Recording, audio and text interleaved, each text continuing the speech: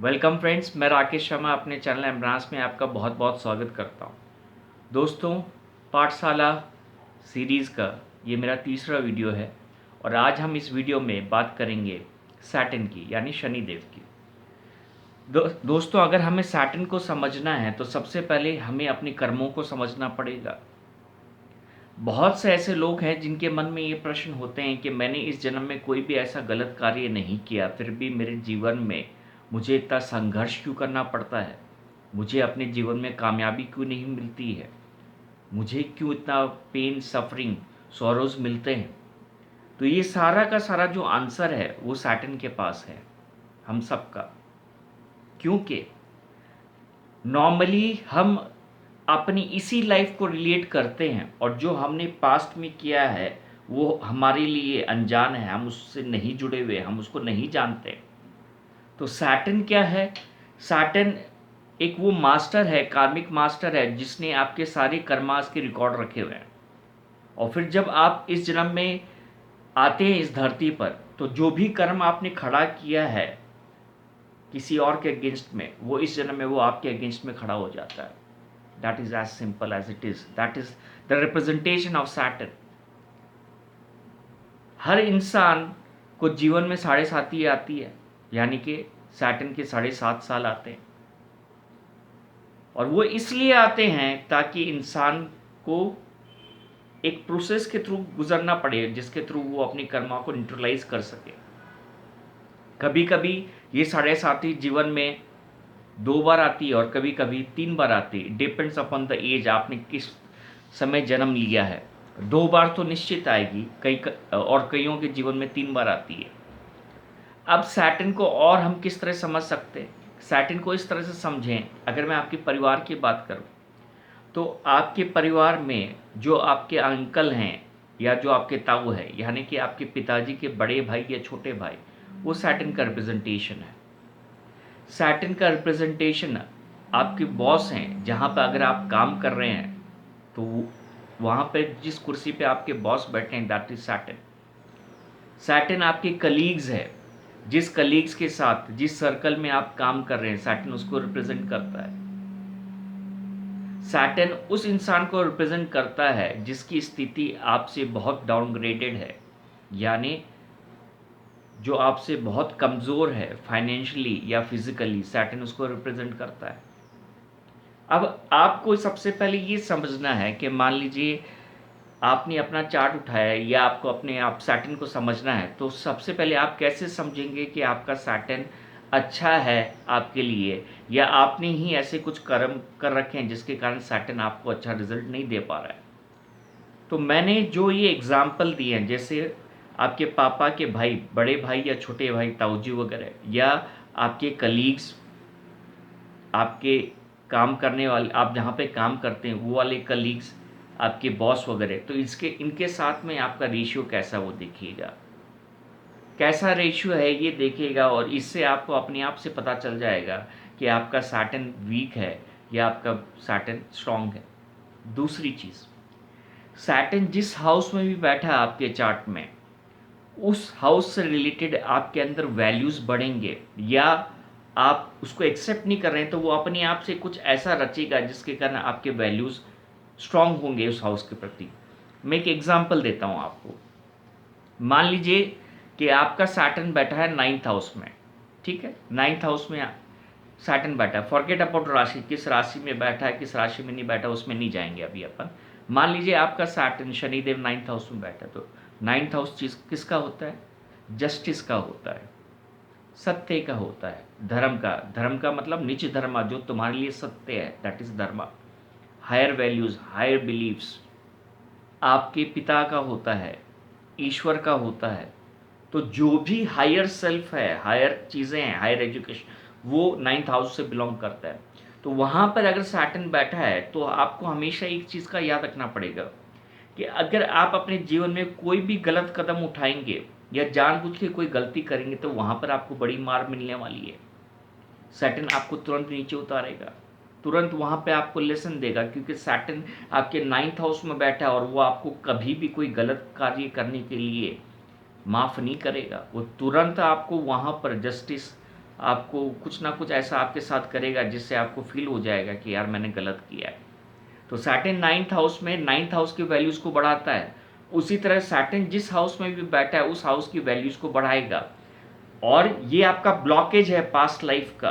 Saturn जहाँ बैठा वो आपके ब्लॉकेज है, पास्ट लाइफ पेंडिंग कर्माज है। मतलब उस हाउस से रिलेटेड आपको बहुत ज़्यादा फाइट बैक करके अपनी लाइफ में आगे बढ़ना है। देखिए, केतु आपकी एनर्जी है, जुपिटर वो चाबी है जिसके थ्रू आप अपनी एनर्जी को जान पाते हैं, जैसे कि मैंने अपनी लास्ट 2 वीडियो में आपको बताया। तो जब आप अपनी एनर्जी को अनलॉक करेंगे, या मान लीजिए आप ऐसे घर में गए जो घर आपका है, ताला लगा हुआ है और आपने चाबी लगाई, ताला खोला और घर को खोला, तो सबसे पहले आपको क्या दिखाई देगा? कचरा दिखाई देगा, डस्ट, गंदगी दिखाई देगी। तो आप क्या करेंगे? हाथ में झाड़ू लेंगे और उस कचरे को साफ करेंगे। और सैटर्न उसी चीज़ को रिप्रेजेंट करता है आपके लाइफ में, कि आपके अंदर का जो कचरा है वो सैटर्न साफ करता है। तो जब कचरा साफ होता है, अगर वो जम गया है, काफ़ी दिन हो गए हैं, पुराना हो गया, तो तकलीफ होगी। और अगर हम डेली डेली झाड़ू लगाएंगे तो तकलीफ नहीं होगी। सिंपल सा विवरण, इसको समझिए। अगर हमने अपने डेली बेसिस पे कर्म ऐसे करके रखे हैं जो अच्छे हैं, तो हमको तकलीफ नहीं आएगी। लेकिन हमारे कर्म इतने बुरे हैं और उस पर हमने कभी झाड़ू लगाई नहीं, तो फिर सैटर्न झाड़ू लगाता है। और जितना पुराना कर्म होगा उतना तकलीफ होगा निकालने में, उतनी तकलीफ आपको होगी। तो केतु वो एनर्जी है, जुपिटर से जब अनलॉक करेंगे तो ताला खुलेगा, और ताला खुलेगा तो सबसे पहले ब्लॉकेज नज़र आएंगे।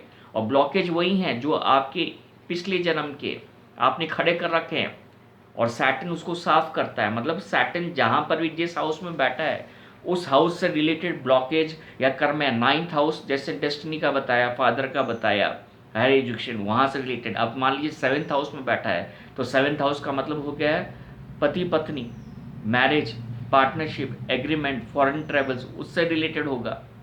अगर 5th हाउस में बैठा है तो बच्चे से रिलेटेड होगा। अगर 1st हाउस में बैठा है तो स्वयं से रिलेटेड होगा। तो सैटर्न जहाँ पर भी बैठा है वहाँ पर आपको अपनी वैल्यूज़, अपना लाइफ का फोकस वहाँ पर सबसे ज़्यादा देना है। और नॉलेज कहाँ से लेना है? जुपिटर से लेना है। तब आपको वो पता चलेगा कि मुझे मेरा कौन सा ब्लॉकेज, कौन सा कर्म को किस तरह से क्लियर करना है। अब मैंने हाउसेस की बात आपसे कह दी थी पहले भी, लेकिन फिर से रिपीट कर रहा हूँ। 1st, 5th, 9th house is the house of dharma, 4th, 8th, 12th house moksha, 2nd, 6th, 10th house artha, and 3rd, 7th, 11th house is kama, desires. अब सैटर्न का प्लेसमेंट को हम किस तरह से जानें कि किस हाउस में सैटर्न स्ट्रांग होता है या किस हाउस में सैटर्न वीक होता है? दोस्तों, सबसे पहले एक बात याद रख लीजिए कि सैटर्न हमेशा आपको क्लीन करेगा। वो अगर आपके चार्ट में एक्सल्टेड भी बैठा है या डेबिलिटेड भी बैठा है या रेट्रोगेट बैठा है, सैटर्न की एक चीज़ है, खासियत है, वो कभी भी इंसान को कुछ भी ऐसा ही नहीं देता। आप अगर उस चीज़ के लिए डिज़र्व करेंगे तो ही वो आपको मिलेगी, और अगर आप डिज़र्व नहीं करेंगे तो वो आपको नहीं मिलेगी। एक बहुत ही अच्छा उदाहरण आपको देता हूँ। काफ़ी लोगों के चार्ट में सैटर्न उच्च राशि में बैठा होता है, that is in the sign of Libra, exalted Saturn.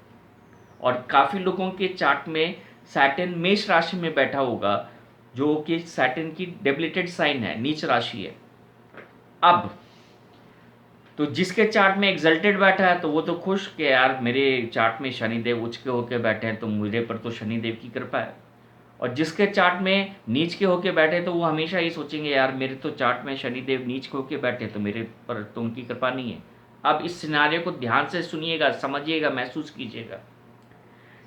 Saturn की मैच्योरिटी एज 36 ईयर्स है। आई रिपीट, आपकी एज 36 जिस दिन होगी उस दिन सैटर्न की एज मैच्योरिटी हो जाती है आपके चार्ट में। अब सैटर्न जिसके चार्ट में उच्च का बैठा है और 36 साल तक उस इंसान ने अच्छे कर्म नहीं किए हैं और उसको कुछ भी सज़ा नहीं मिली है, या वो एकदम आराम से अपनी ज़िंदगी जी रहा है, तो 36th ईयर या उसके नियर अबाउट जो भी उसको 7.5 या सैटर्न का फेज आएगा, it will be game changer, राजा से रंग बना देगा उसको।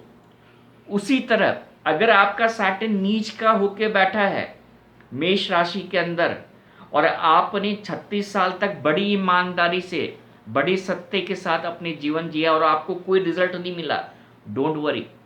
जैसे ही आप 36th ईयर को क्रॉस करेंगे या सैटर्न की कोई भी दशा या कोई भी चीज़ एक्टिवेट होगी उस पीरियड में, तो वो आपको रंग से राजा बना देगी। इस बात को बिल्कुल याद रखिएगा कि ये लॉ है, और मैं आपको ये बताना चाहता हूं कि कोई भी प्लैनेट अगर एग्जल्टेड है तो वो आपके कर्मों के कारण नीच का हो सकता है, और कोई भी प्लैनेट अगर नीच का है तो आपके कर्मों के कारण वो एग्जल्टेड हो सकता है। इस चीज़ को हमेशा याद रखिएगा मेरे दोस्तों, ये आपके लिए बिगेस्ट लेसन है। इसलिए सैटर्न को सिर्फ इसी रूप में समझें कि जो मैं डेली कर रहा हूं उसमें मुझे अपने आप को सेल्फ चेक करना है कि मैं ऐसा कोई कर्म तो नहीं कर रहा हूं जो against the law of nature है, किसी का अहित कर रहा हूं। अगर इस तरह से आप अपनी जिंदगी को जिएंगे तो Saturn will be the biggest reward जो आपको आपकी जिंदगी में देगा। केतु एनर्जी है, जुपिटर लॉक कर दिया, सैटर्न वो कचरा साफ करने की झाड़ू जो साफ करेगा, और एक बार आपका घर का पूरा कचरा साफ हो गया तो neat and clean, everything is clean, then you can enjoy your life. And this is exactly what I am talking about. Saturn जिस हाउस में भी बैठा है वहाँ से आपके लाइफ में जो भी ब्लॉकेजेस हैं वहाँ से उसको रिमूव कीजिए। वहाँ से जब एक बार आप सारे ब्लॉकेजेस क्लियर कर देंगे उसके बाद में आप ऐसे जीवन जी सकते हैं जिसकी आपने कल्पना नहीं की है। और कभी भी इस चीज़ में मत जाइएगा कि एग्जल्टेड सैटर्न, डेबिलिटेड सैटर्न या किसी का, क्योंकि सैटर्न बहुत अलग टाइप का प्लैनेट है, ये बहुत अलग रिजल्ट देते हैं।